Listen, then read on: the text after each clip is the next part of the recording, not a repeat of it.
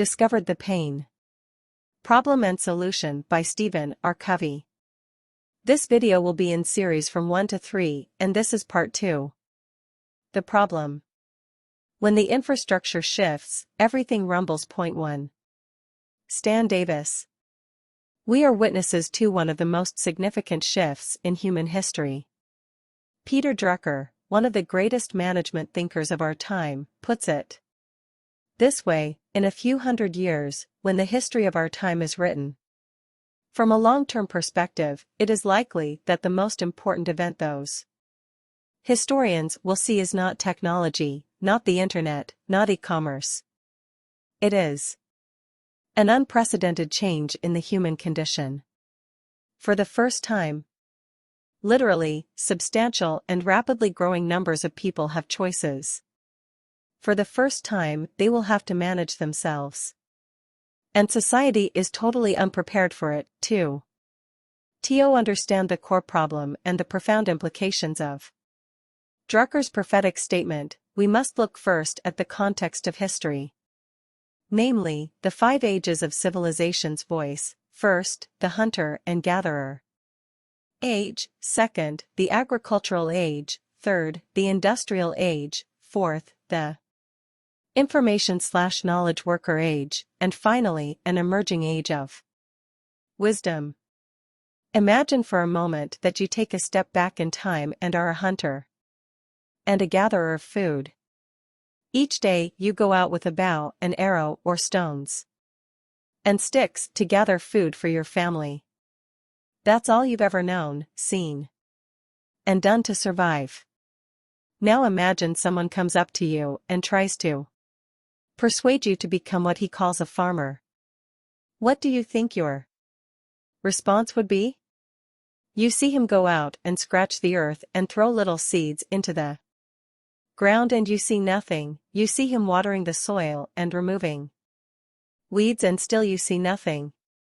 But eventually you see a great harvest. You notice his yield as a farmer is 50 times greater than yours as a hunter and gatherer, and you are considered one of the best. What would you do? You would likely say to yourself, even if I wanted to, I couldn't do that. I don't have the skills and I don't have the tools. You just wouldn't know how to work that way.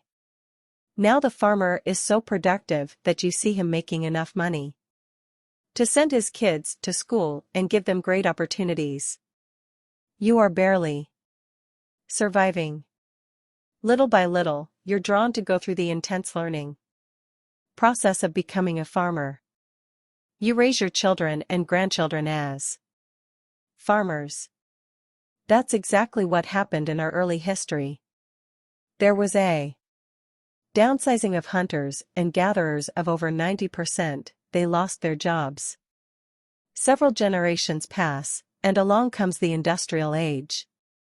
People build factories and learn specialization, delegation, and scalability. They learn how to take raw materials through an assembly line with very high levels of efficiency. The productivity of the industrial age goes up 50 times over the family farm. Now if you were a farmer producing 50 times more than hunters and gatherers, and all of a sudden you see an industrial factory rise up and start out producing the family farm by 50 times, what would you say? You might be jealous, even threatened. But what would you need to be a player in the industrial age? You would need a completely new skill set and tool set. More importantly, you'd need a new mindset, a new way of thinking. The fact is that the factory of the industrial age produced 50 times more than the family farm, and over time, 90% of the farmers were downsized. Those who survived in farming took the industrial age concept and created the industrialized farm. Today, only 3% of the people in the United States are farmers, who produce most of the food for the entire country and much of the world. Do you believe that the information/knowledge worker age we're moving into will outproduce the industrial age 50 times? I believe it will. We're just barely beginning to see it. It will outproduce it 50 times, not twice, not 3 or 10 times, but 50. Nathan Myhrvold, former chief technology officer at Microsoft, puts it this way: the top software developers are more productive than average software developers, not by a factor of 10x or 100x or even 1000x, but by 10,000x. Quality knowledge work is so valuable that unleashing its potential offers organizations an extraordinary opportunity for value creation. If that is true, just think of the value of unleashing the potential of your children. Knowledge work leverages all of the other investments that an organization or a family has already made. In fact, knowledge workers are the link to all of the organization's other investments. They provide focus, creativity, and leverage in utilizing those investments to better achieve the organization's objectives. Do you believe the knowledge worker age will eventually bring about a downsizing of up to 90% of the industrial age workforce? I believe it. Current outsourcing and unemployment trends are just the tip of the iceberg. In fact, these trends have become a very hot political issue. But the reality is that much of our losses in industrial age jobs have less to do with government policy and free trade agreements than they do with the dramatic shift in our economy to the knowledge worker age. Do you think it will be threatening to today's workforce to learn the new mindset, the new skill set, and the new tool set of this new age? Imagine what it will take. Imagine what it will take for you, what it will take to be a player in this new era. Imagine what it will require of your organization. Drucker compares the industrial, manual worker age with today's knowledge worker age this way. The most important, and indeed the truly unique, contribution of management in the 20th century was the 50-fold increase in the productivity of the manual worker in manufacturing. The most important contribution management needs to make in the 21st century is similarly to increase the productivity of knowledge work and the knowledge worker. The most valuable assets of a 20th century company were its production equipment. The most valuable asset of a 21st century institution, whether business or non-business, will be its knowledge workers and their productivity. Point 3. The great historian Arnold Toynbee said that you could pretty well summarize the history of society and the institutions in it in 4 words. Nothing fails like success. In other words, when you have a challenge and the response is equal to the challenge, that's called success. But once you have a new challenge, the old, once successful response no longer works. That's why it's called a failure. We live in a knowledge worker age, but operate our organizations in a controlling industrial age model that absolutely suppresses the release of human potential. Voice is essentially irrelevant. This is an astounding finding. The mindset of the industrial age that still dominates today's workplace will simply not work in the knowledge worker age and new economy. And the fact is, people have taken this same controlling mindset home. So often it dominates the way we communicate and deal with our spouses and the way we try to manage, motivate, and discipline our children. The thing mindset of the industrial age. The main assets and primary drivers of economic prosperity in the industrial age were machines and capital, things. People were necessary but replaceable. You could control and churn through manual workers with little consequence. Supply exceeded demand. You just got more able bodies that would comply with strict procedures. People were like things, you could be efficient with them.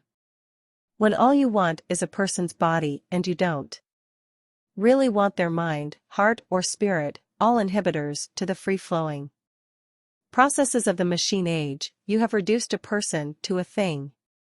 So many of our modern management practices come from the industrial age. It gave us the belief that you have to control and manage people.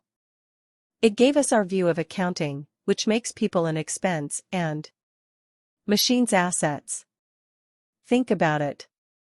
People are put on the P&L statement as an expense, equipment is put on the balance sheet as an investment.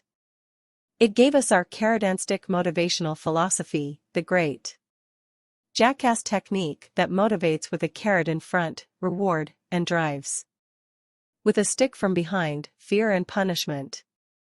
It gave us centralized budgeting, where trends are extrapolated into the future and hierarchies and bureaucracies are formed to drive getting the numbers, an obsolete reactive process that produces kiss-up cultures. Bent on spending it so we won't lose it next year and protecting the backside of your department. All these practices and many, many more came from the industrial age. Working with manual workers. The problem is, managers today are still applying the industrial age control model to knowledge workers. Because many in positions of authority do not see the true worth and potential of their people and do not possess a complete, accurate understanding of human nature, they manage people as they do things. This lack of understanding also prevents them from tapping into the highest motivations, talents, and genius of people. What happens when you treat people like things today?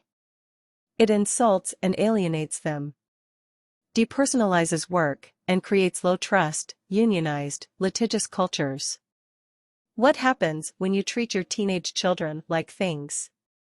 It, too, insults and alienates, depersonalizes precious family relationships and creates low trust, contention, and rebellion. The downward spiral of codependency.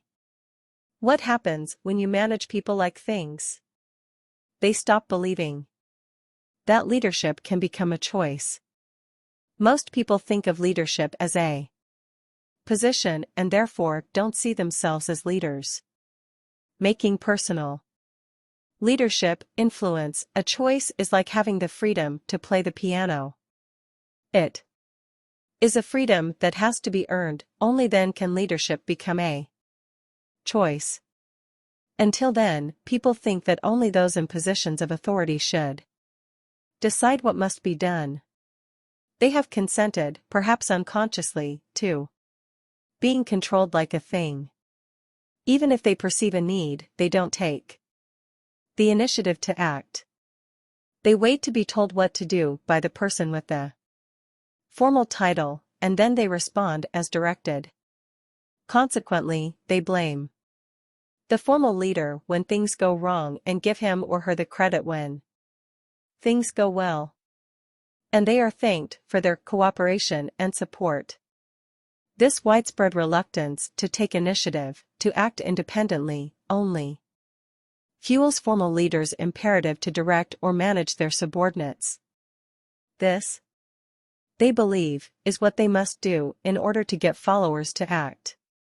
And this cycle quickly escalates into codependency. Each party's weakness reinforces and ultimately justifies the other's behavior.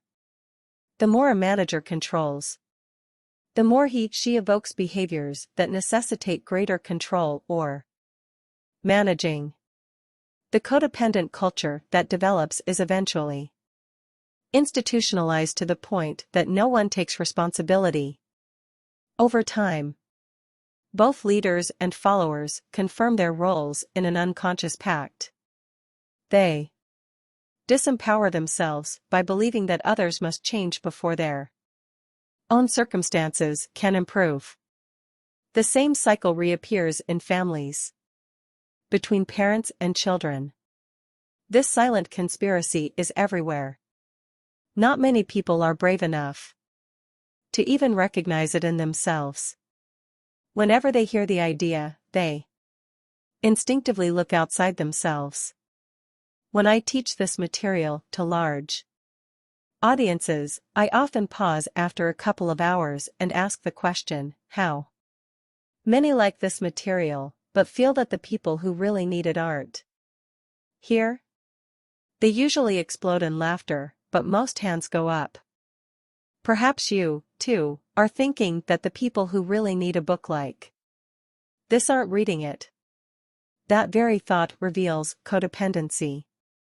If you look at this material through the weaknesses of another, you disempower yourself and empower their weakness to continue to suck initiative, energy, and excitement from your life. Film, Max and Max. Before moving deeper, I would like to illustrate the nature of the problem. We've been discussing with a great little film called Max and Max. It's the fictional story of Max the hunting dog and Max the customer service rep. It's also a story about a boss by the name of Mr. Harold who manages his employees, including his new hire Max, like he does his dog Max. The setting of this short movie is the workplace. But remember, everyone has a workplace. For students, teachers, and administrators, it is a school. For many, it is a place of business, community, or government service. For families, it is the home. For yet others, it is in the community, church, synagogue, or mosque. So this is not just about work, it is about human relationships and interactions between people united in a common purpose. I challenge you to translate the setting of this film into every other area you give your life to with others. People so relate and resonate with this film both organizationally and personally. I invite you to watch Max and Max now by going to www.the8thhabit.com/offers and selecting Max and Max from the films menu. Now think about the film you just watched. Max, like most of us when we begin a new job, is full of passion, enthusiasm, and fire. When he takes initiative to get and keep customers, Mr. Harold takes a piece of hide off him. Max is micromanaged and controlled to the point that his spirit is broken. He becomes gun-shy, and he loses his vision of his purpose, potential, and freedom to choose. He's lost his voice. He swears never to take initiative again. Max the person gets into a codependent mindset with Mr. Harold. And you can see him gradually becoming like Max the dog, just waiting for his next command. You might be tempted to blame the problem on Mr. Harold, but notice that his boss treats him just the same way he treats Max. Such insulting micromanaging is endemic throughout the whole company. The whole culture is codependent. No one is exercising leadership, initiative, and influence, because everyone assumes leadership is a function of position. The truth is, most organizations are not too unlike Max and Mr. Harold's. Even the best organizations I've worked with over the last 40 years are absolutely filled with problems.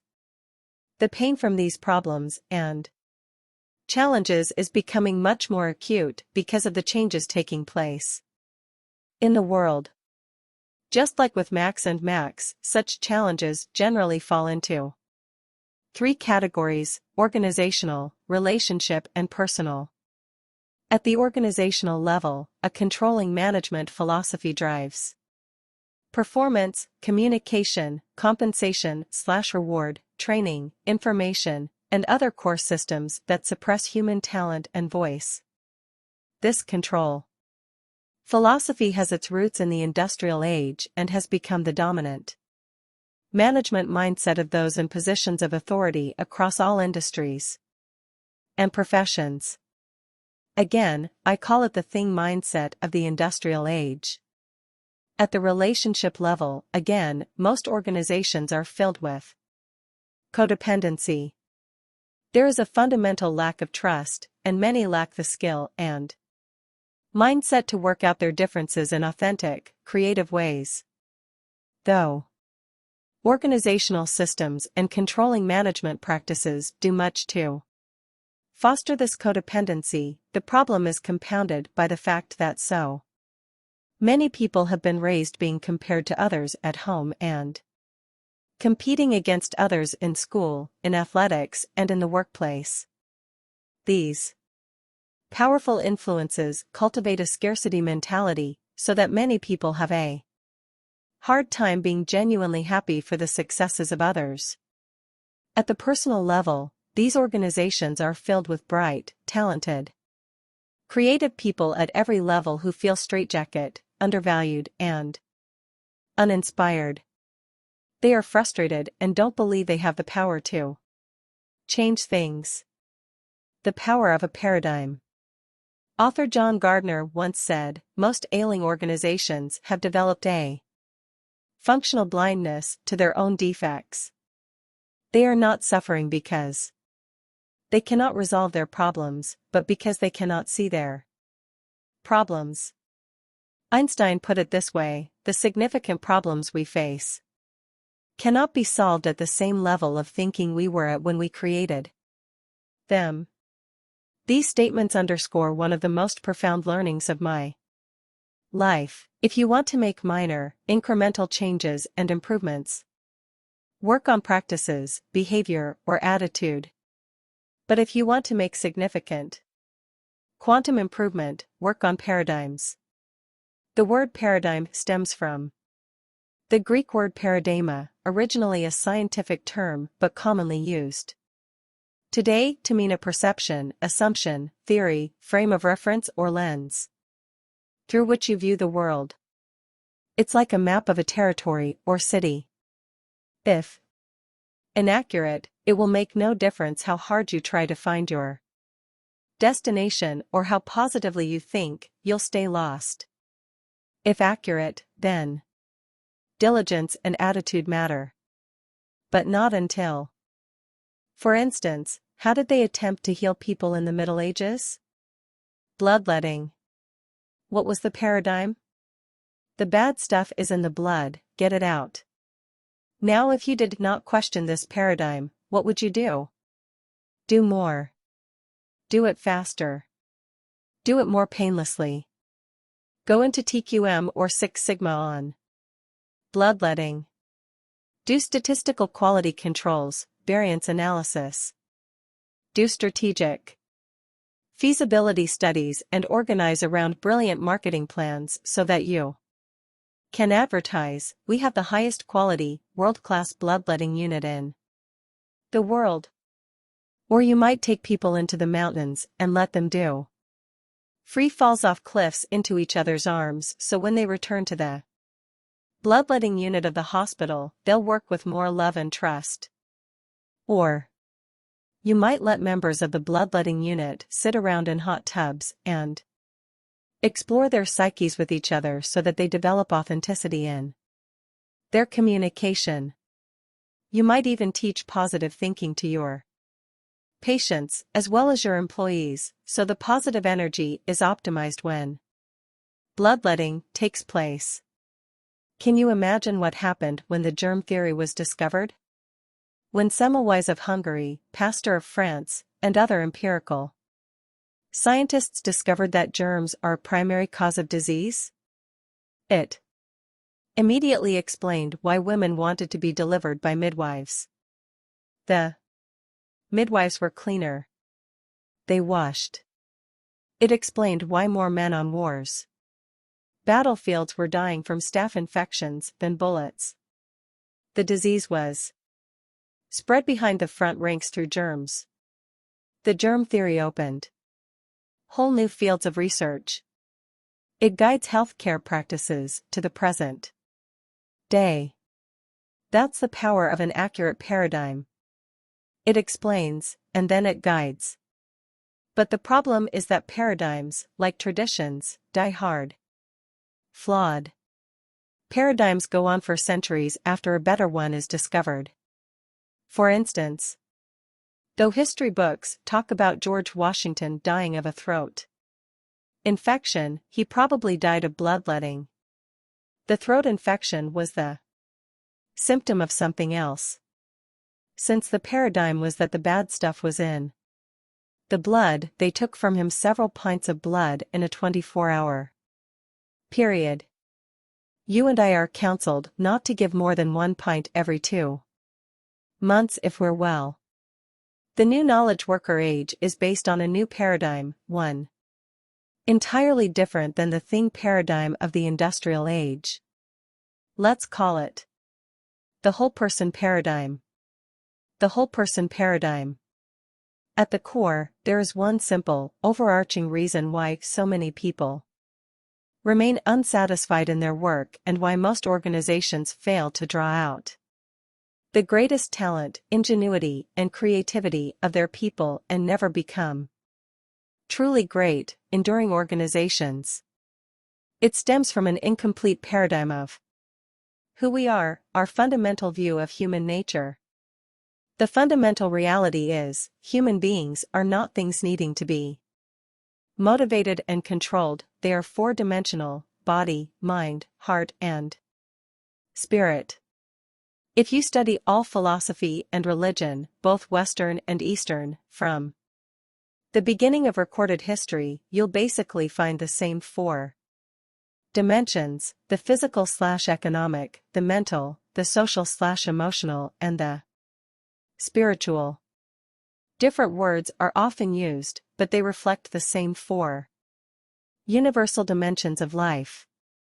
They also represent the four basic needs and motivations of all people illustrated in the film in the first chapter: to live, survival, to love, relationships, to learn, growth and development, and to leave a legacy, meaning, and contribution. People have choices.